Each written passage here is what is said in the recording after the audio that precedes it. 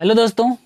तो आज मैं आप सभी के लिए लेके आया हूँ इलेक्ट्रिक पोटेंशियल एंड कैपेसिटेंस का अगला लेक्चर, जिसमें आज हम लोग पढ़ने वाले हैं समविभवी पृष्ठ के बारे में। तो चलिए स्टार्ट करते हैं कि समविभवी पृष्ठ क्या होता है। तो यहाँ पे मैं पहले इसका हेडिंग दे रहा हूँ, समविभवी पृष्ठ।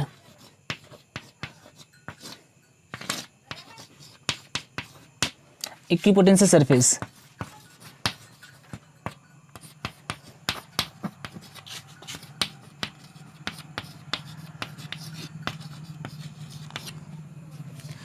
तो नाम से ही क्या लग रहा है कि समविभवी पृष्ठ, मतलब सम मीन्स क्या होता है, बराबर, विभव है ना, और पृष्ठ मतलब ऐसा पृष्ठ जिसके हर एक बिंदु पर विभव का मान क्या हो, समान हो, उसे क्या कहते हैं, समविभवी पृष्ठ। तो पहले यहाँ पे मैं लिख दे रहा हूँ इसकी डिफिनेशन कि ऐसा पृष्ठ जिसके हर एक बिंदु पर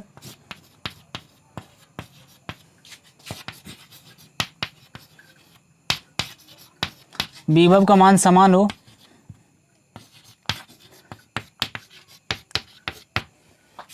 विभव का मान समान होता है, समविभवी पृष्ठ कहलाता है।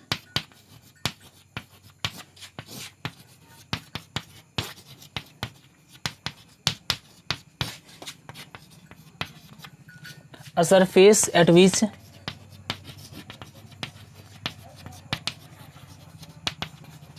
potential is same everywhere.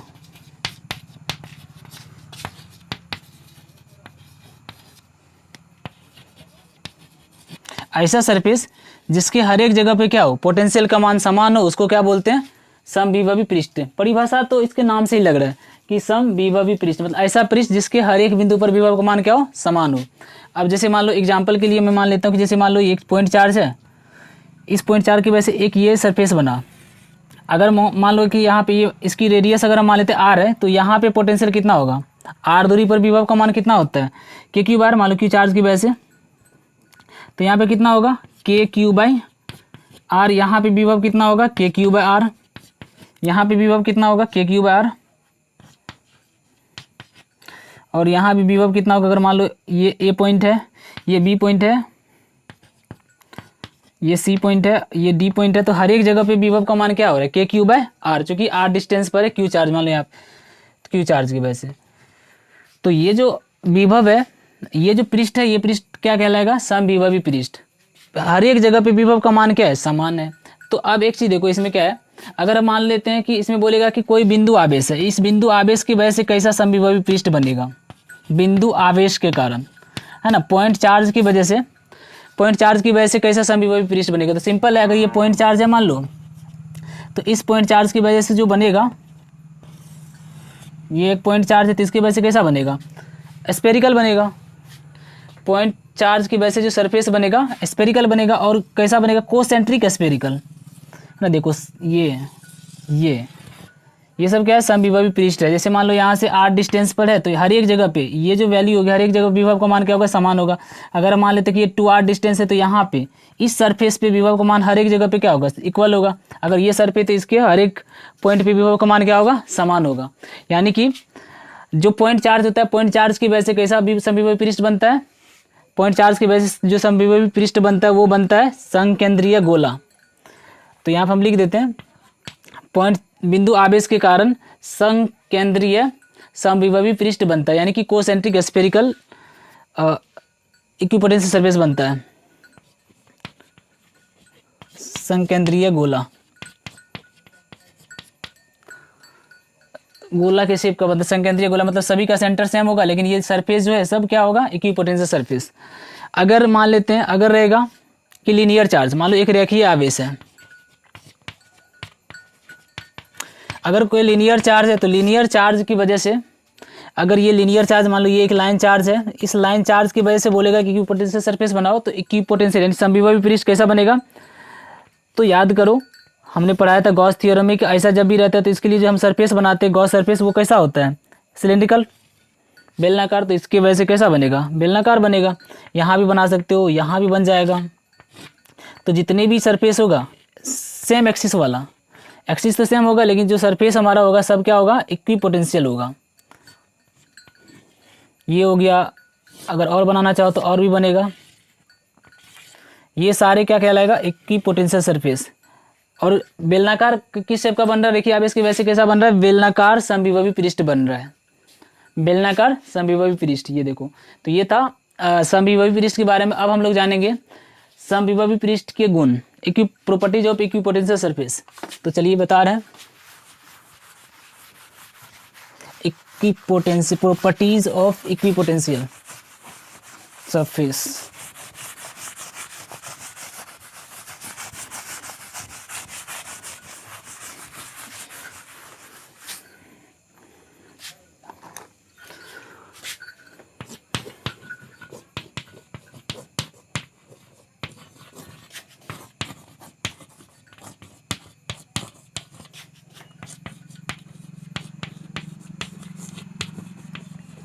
समविभवी पृष्ठ के गुण।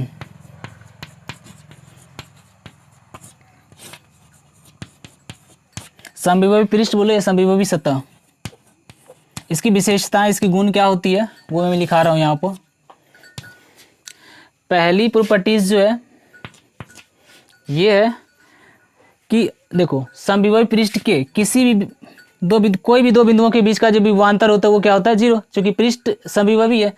तो समविभवी पृष्ठ पर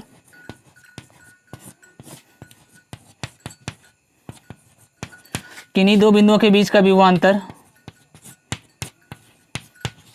किन्हीं दो बिंदुओं के बीच का विभवांतर, दोनों के बीच का विभवांतर जीरो होता है, शून्य होता है। मान लो कि अगर ये हमारा समविभवी पृष्ठ है, ये एक समविभवी पृष्ठ है और इस समविभवी पृष्ठ पे अगर हम 2 पॉइंट मान लेते ए और बी, मान लो ए और बी है, तो इसके बीच का जो विभवांतर होगा V A minus V B वो क्या हो जाएगा, जीरो। ये एक समविभवी पृष्ठ है, इसके समविभवी पृष्ठ पे कोई अगर दो बिंदु लेंगे तो उसके बीच का जो विभवांतर होगा वो क्या होगा, जीरो। पहली प्रॉपर्टीज यही है। दूसरी प्रॉपर्टीज है कि समविभवी पृष्ठ पर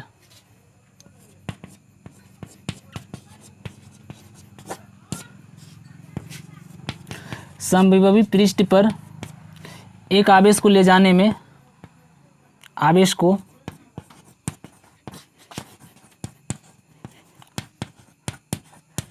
चलाने में,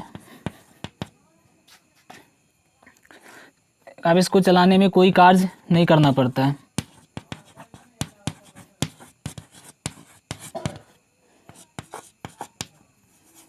कोई कार्य नहीं करना पड़ता है। मतलब क्या है, किसी समविभवी पृष्ठ पे आवेश को ले जाने में वर्क डन जो होता है वो क्या होता है, जीरो। No work is done on moving a charge on the equipotential surface.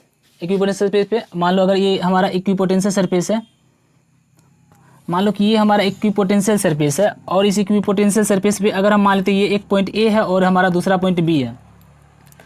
अब यहाँ पे एक चार्ज को रख रहे हैं, इस चार्ज को हमें ए से बी ले जाना है। तो ए से बी ले जाने में जो हमें वर्क ए से बी तक ले जाने के लिए समविभवी पृष्ठ पे कोई भी कार्य नहीं करना पड़ता है। कैसे देखो, क्योंकि हमें पता है ए से बी तक का विभवांतर, ए से बी पे ले जाना है तो इसका विभवांतर कितना होगा, वी बी माइनस बी है, क्योंकि ए से बी ले जा रहे हैं। और विभवांतर का परिभाषा का जो फॉर्मूला होता है क्या होता है, वर्क डन। कार्य किसका, कहाँ से कहाँ ले जा रहे हैं, ए से बी तक ना। Work done in moving a charge from A to B upon Q. अब चूंकि देखो ये समविभवी पृष्ठ है तो ए का विभव बी का विभव क्या होगा, समान होगा। अरे समविभवी पृष्ठ है तो ए पे विभव, ए का विभव बी का विभव, जो भी इस पे पॉइंट होगा ना सबका विभव क्या होगा, समान होगा। तो अगर वी ए और वी बी दोनों बराबर है तो इसका डिफरेंस क्या हो जाएगा, जीरो। तो जीरो इसका टू क्या हो गया, work done in taking a charge from A to B upon Q nought, Q. अब क्यू को इधर भेज दो तो क्या हो जाएगा, वर्क डन जीरो हो गया। तो डब्ल्यू इसका टू क्या हो गया, जीरो। तो याद रखना है कि समविभवी पृष्ठ पे आवेश को चलाने में कोई भी कार्य नहीं करना पड़ता है। तीसरी प्रॉपर्टीज क्या है इसमें, जो इसमें तीसरी प्रॉपर्टीज है ये है कि विद्युत क्षेत्र की दिशा,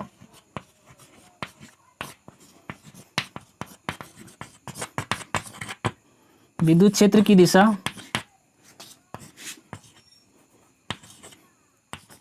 हमेशा समविभवी पृष्ठ के लंबवत होती है।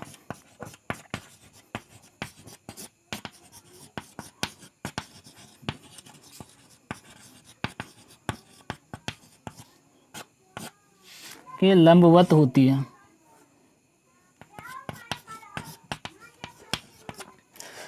Electric field lines are always perpendicular to the equipotential surface. जैसे मान लो हमारा इसी का यहाँ पे लिख दे रहे, डायग्राम बना दे रहे हैं कि अगर मतलब अगर मान लो अगर सरफेस ऐसा है ना, अगर सरफेस ऐसा है तो इस पे अगर ये मान लो ये इक्विपोटेंशियल सरफेस है तो इस पे जो इलेक्ट्रिक फील्ड होगा वो इस पे ऐसे हो जाएगा परपेंडिकुलर। इलेक्ट्रिक फील्ड लाइंस है ना, electric field direction of electric field जो होता है ना, electric field is always perpendicular to the equipotential surface. अगर सरफेस ऐसा रहेगा, अगर सरफेस ऐसा रहेगा तो इस पे या तो परपेंडिकुलर इधर होगा या इधर होगा। तो electric field lines are always perpendicular. विद्युत क्षेत्र जो होता है वो हमेशा इक्विपोटेंशियल सरफेस पे क्या होता है, परपेंडिकुलर होता है। इसका एक फॉर्मूला भी होता है, इसे भी आप बता सकते। एक रिलेशन इससे पिछले लेक्चर में पढ़ाया था कि v इक्वल टू क्या होता है, ई डॉट माइनस का ई डॉट डेल्टा आर या डी आर या E d r cos theta बोल सकते हैं इसको। v equal to minus E d r cos theta. अच्छा एक से देखो, v मतलब डेल्टा v बताए थे, विभवांतर क्या होता है माइनस का ई डॉट डी आर। अच्छा विभवांतर क्या होता है, समविभवी पृष्ठ पे जो विभव में अंतर होता है वो क्या होता है, जीरो। ये हो गया जीरो, तो zero equal to E d r cos theta. अब एक से देखो, यहाँ से इलेक्ट्रिक फील्ड तो जीरो हो नहीं सकता, इक्विपोटेंशियल सरफेस है, इसमें जो डिस्प्लेसमेंट होगा ये भी डी आर ये भी जीरो के बराबर नहीं होगा, तो कॉस थीटा किसके बराबर होगा, जीरो के बराबर। तो यहाँ से भी देख सकते हो कि cos theta is equal to क्या हो रहा है, कॉस जीरो। मतलब जीरो का मान कितना होता है, 90 डिग्री। कॉस 90 डिग्री की वैल्यू जीरो होती है, तो थीटा इक्वल टू कितना हो गया, 90। और थीटा इक्वल टू अगर 90 हो गया तो हम बोल सकते हैं कि ये जो थीटा है, ये जो थीटा है, theta is the angle between E and D R. तो हमारा ये जो डी आर है मतलब इक्विपोटेंशियल सरफेस और इलेक्ट्रिक फील्ड के बीच का एंगल कितना है, 90 डिग्री। तो इसीलिए हम बोल सकते हैं कि इलेक्ट्रिक फील्ड और इक्विपोटेंशियल सरफेस दोनों एक पे क्या होता है, परपेंडिकुलर होता है। तो ये तीन प्रॉपर्टीज होगी। अब चौथी प्रॉपर्टीज मैं बता रहा हूँ, इसको आप लोग लिख लीजिए।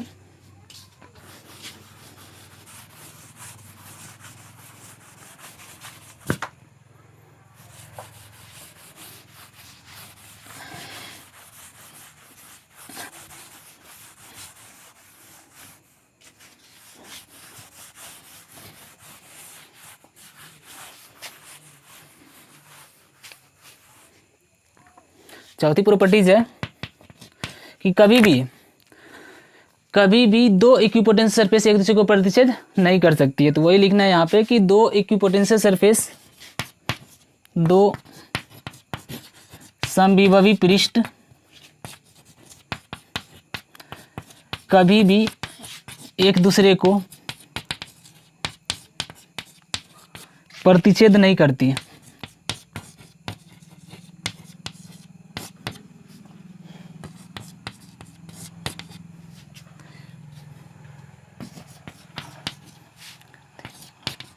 कभी भी प्रतिच्छेद नहीं करती है। अब इसका रीजन क्या है, सिंपल सा रीजन है। अगर इसका रीजन लिखना चाहे तो रीजन मैं बता रहा हूँ, why two equipotential surface are never intersect to each other. Why क्यों नहीं दो विद्युत ये दो समविभवी पृष्ठ एक दूसरे को प्रतिच्छेद करती है। तो इसका रीजन क्या है, मैं यहाँ पे रीजन लिख दे रहा हूँ। जैसे मान लेते हैं कि देखो, हमने ये मान लिया कि एक इक्विपोटेंशियल सरफेस ये है और दूसरा इक्विपोटेंशियल सरफेस हम मान लेते हैं कि दो इक्विपोटेंशियल सरफेस एक दूसरे को प्रतिच्छेद कर रहे हैं, मतलब काट रहे हैं। इस सरफेस का नाम हम दे रहे हैं कि ये सरफेस मान लो फर्स्ट है और ये सरफेस हमारा सेकेंड सरफेस है। तो फर्स्ट सरफेस अभी बताया ना कि इक्विपोटेंशियल सरफेस क्या होता है, परपेंडिकुलर होता है इलेक्ट्रिक फील्ड के। तो जो हमारा इंटरसेक्टिंग पॉइंट है मान लो ये है, तो इस इंटरसेक्टिंग पॉइंट पे देखो, इस इंटरसेक्टिंग पॉइंट पे इसके वजह से फर्स्ट सरफेस के वजह, फर्स्ट सरफेस ऐसे है तो इसके वजह से इलेक्ट्रिक फील्ड क्या होगा, इसके परपेंडिकुलर तो इधर होगा। तो मान लेते हैं कि ये फर्स्ट सरफेस है तो इसके वजह से जो इलेक्ट्रिक फील्ड होगा इसका नाम हम दे रहे हैं E1। ये E1 हो गया क्योंकि फर्स्ट सरफेस ऐसे और सेकंड सरफेस ये है। देखो सेकंड सरफेस ये है तो इसके वजह से जो इलेक्ट्रिक फील्ड होगा इस पे परपेंडिकुलर, तो इस पे परपेंडिकुलर किधर होगा, ऊपर या नीचे। तो इसके परपेंडिकुलर ये हो गया इसका सरफेस, इसका नाम हम दे रहे हैं E2। तो क्या देख रहा है कि ये जो पॉइंट ऑफ इंटरसेक्शन है, कटान बिंदु, इस कटान बिंदु पे इलेक्ट्रिक फील्ड के कितने डायरेक्शन है, दो डायरेक्शन है। यानी कि एक पॉइंट पर इलेक्ट्रिक फील्ड का दो डायरेक्शन पॉसिबल नहीं है, एक फील्ड पे इलेक्ट्रिक फील्ड का दो डायरेक्शन पॉसिबल नहीं है। या आप ऐसे भी समझ सकते हो कि अगर मान लो ये इक्विपोटेंशियल सरफेस 10 वोल्ट का है और ये इक्विपोटेंशियल सरफेस मान लो 15 वोल्ट का है, तो अब 10 वोल्ट और 15 वोल्ट जब मिलेगा तो कटान बिंदु पे तो दोनों का विभव समान नहीं रहेगा ना, एक 10 वाला एक 15 वाला है, तो दोनों जब जिस बिंदु पे मिलेगा तो वहाँ पे पोटेंशियल दोनों का सेम तो रहेगा नहीं, तो वो इक्विपोटेंशियल सरफेस कभी कहलाएगा ही नहीं। ऐसे ही बोल सकते हो। तो यहाँ पे इसका रीजन मैं लिख रहा हूँ कि यदि ऐसा होता है कि मतलब यदि दोनों सरफेस एक दूसरे को काटता है, यदि ऐसा होता है, रीजन बता रहा हूँ, मतलब अगर हम मान लेते हैं कि अगर दो इक्विपोटेंशियल सरफेस एक दूसरे को प्रतिच्छेद करता है, तो यदि ऐसा होता है तो कटान बिंदु पर, यानी कि पॉइंट ऑफ इंटरसेक्शन, कटान बिंदु पर विद्युत क्षेत्र की कितनी दिशा होगी? 2 दिशा होगी। विद्युत क्षेत्र की 2 दिशा होगी, जो कि संभव नहीं है।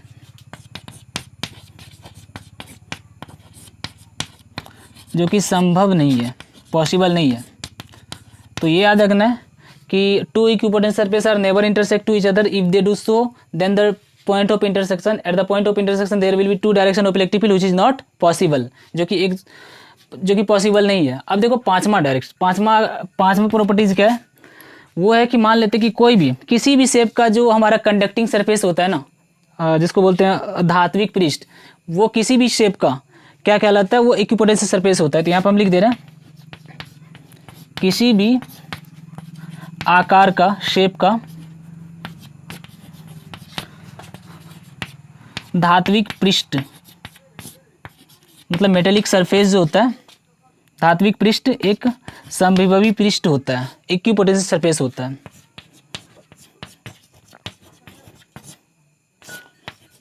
तो ये पांचों प्रॉपर्टीज थी किसकी? इक्विपोटेंशियल सरफेस की। तो देखो 5 प्रॉपर्टीज मैंने पहला क्या बताया था? पहला बताया था कि जो हमारा समविभवी पृष्ठ रहता है, उसके समविभवी पृष्ठ होता है, उसके किसी भी बिंदु पर, किन्हीं 2 बिंदुओं के बीच का जो विभवांतर होता है वो क्या होता है? 0। दूसरा बताया कि समविभवी पृष्ठ पे आवेश को एक जगह से दूसरी जगह ले जाने में जो किया गया कार्य होता है वो क्या होता है? 0 होता है। No work is done on equipotential surface to move a charge या in moving a charge from one point to another point. फिर उसके बाद तीसरा मैंने बताया कि तीसरे में क्या था कि इलेक्ट्रिक फील्ड लाइंस जो होता है वो इक्विपोटेंशियल सरफेस के परपेंडिकुलर होता है, विद्युत क्षेत्र हमेशा समविभव पृष्ठ के लंबवत होता है। चौथा बताया कि 2 समविभव पृष्ठ एक दूसरे को कभी भी प्रतिच्छेद नहीं कर सकता। अगर ऐसा करता है तो कटान बिंदु पे विद्युत क्षेत्र की 2 दिशा होगी, जो कि पॉसिबल नहीं है। और 5वां जो है, किसी भी आकार का, कोई भी किसी भी शेप का अगर धात्विक पृष्ठ है ना, मान लो ये है एक धात्विक पृष्ठ, तो ये जो सरफेस होगा ना वो क्या होगा? इक्विपोटेंशियल सरफेस होगा, किसी भी शेप का हो, किसी भी शेप का मेटेलिक जो सरफेस होता है वो इक्विपोटेंशियल सरफेस होता है। तो ये इसकी प्रॉपर्टीज थी। अब इसमें क्या है, 1-2 क्वेश्चन रहता है कि मान लो यूनिफॉर्म इलेक्ट्रिक फील्ड की वजह से इक्विपोटेंशियल सरफेस कैसा बनेगा? समान विद्युत क्षेत्र के कारण समविभवी पृष्ठ बना है। तो चलिए मैं बना रहा हूँ। समान विद्युत क्षेत्र के कारण समविभवी पृष्ठ, तो यहाँ पे लिख दे रहे हैं एक समान विद्युत क्षेत्र के कारण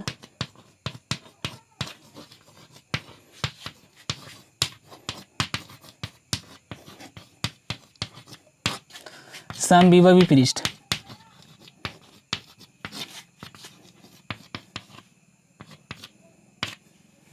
है ना। हमें बनाना equipotential surface for uniform electric field के लिए। तो मान लो यूनिफॉर्म इलेक्ट्रिक फील्ड ये है, एक यूनिफॉर्म इलेक्ट्रिक फील्ड है। अब इस यूनिफॉर्म इलेक्ट्रिक फील्ड में हमें क्या बनाना है? Equipotential surface. तो एक चीज देखो, अभी बताया कि इलेक्ट्रिक फील्ड के परपेंडिकुलर होता है इक्विपोटेंशियल सरफेस। अगर इलेक्ट्रिक फील्ड लाइंस अगर ऐसे पास करे, सोचो अगर ऐसे जा रही है तो इसके परपेंडिकुलर सरफेस कैसा हो सकता है? ये सरफेस इस पे क्या है? परपेंडिकुलर है। तो जो हमारा सरफेस बनेगा वो प्लेन बनेगा ना ऐसा। ये अगर इक्विपोटेंशियल सरफेस, तो इस पे ऐसे समझ लो, ये एक सरफेस है, ये एक सरफेस है, ये एक सरफेस है, परपेंडिकुलर जाएगा तो इससे इक्विपोटेंशियल सरफेस जो बनेगा वो इस टाइप से बनेगा। ये हमारा इक्विपोटेंशियल सरफेस है, कैसा है? समतल बनता है।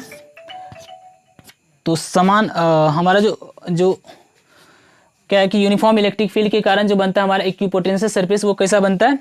समतल आकार का। ये समतल है ना, प्लेन बनता है, प्लेन सरफेस बनता है।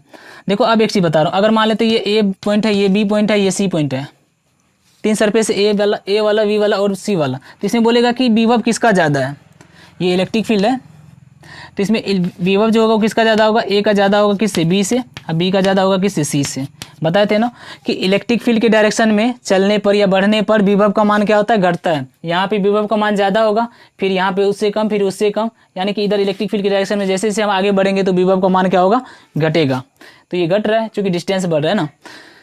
हाँ, तो इसके बाद एक और रहता है, किसी डायपोल की वजह से हमें निकालना है, किसी डायपोल के कारण, है ना, किसी डायपोल के कारण इक्विपोटेंशियल सरफेस बनाना है। तो डायपोल के कारण इक्विपोटेंशियल सरफेस, यहाँ पे हम लिख देना डायपोल मतलब द्विध्रुव, डायपोल के कारण समविभवी पृष्ठ।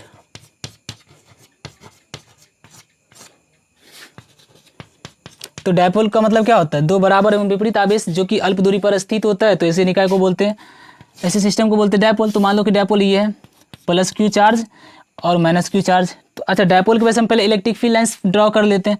इलेक्ट्रिक फील्ड लाइन ऐसे जाती है, it starts from positive charge and at negative charge, plus से निकल करके माइनस पे खत्म होती है।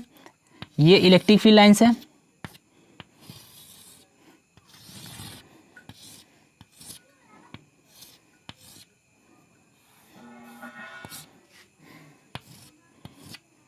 ये इलेक्ट्रिक फील्ड लाइन्स है, प्लस से निकलती है, माइनस में खत्म होती है। अब विद्युत क्षेत्र में जो हमारा इक्विपोटेंशियल सरफेस बनेगा वो कैसा बनेगा, विद्युत क्षेत्र के परपेंडिकुलर। तो इसके परपेंडिकुलर ऐसे ड्रॉ करेंगे, इसका परपेंडिकुलर होना चाहिए लाइन के, तो हमारा जो सरफेस बनेगा वो इस टाइप से बनेगा।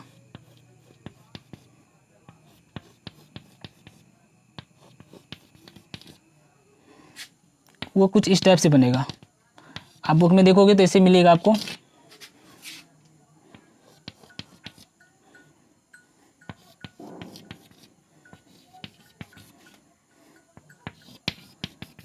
वो इस टाइप से बनेगा। इसमें क्या होता है,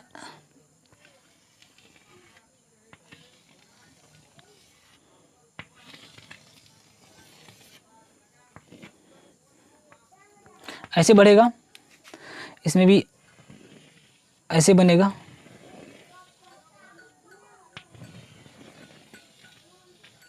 आपको क्या दिख रहा है कि इधर जो हमारा इक्विपोटेंशियल सरफेस वो पास पास है दोनों चार्ज के बीच में, और इधर देखो, इधर चार्ज के बाहर इधर भी दूर दूर है इक्विपोटेंशियल सरफेस, इधर भी दूर दूर है। ये क्यों, क्योंकि देखो क्या इसमें क्या होता है, जहाँ पे इलेक्ट्रिक फील्ड की वैल्यू ज़्यादा होती है ना, वहाँ पे इक्विपोटेंशियल सरफेस जो होता है वो, यानी कि समविभव पृष्ठ क्या होता है, पास पास होता है।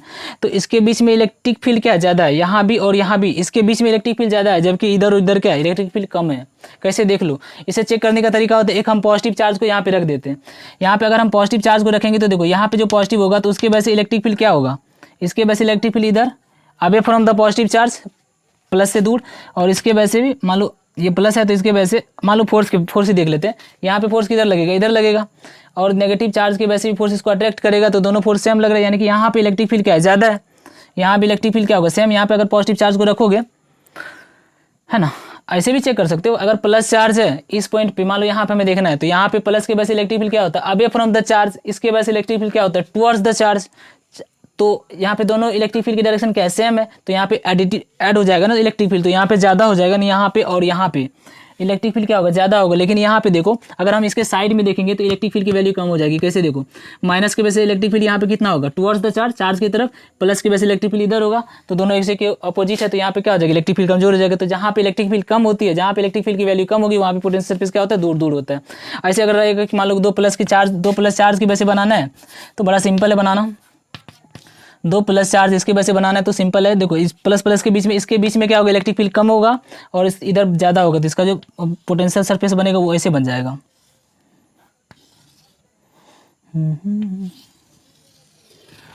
ऐसे इधर इस टाइप से बन जाएगा।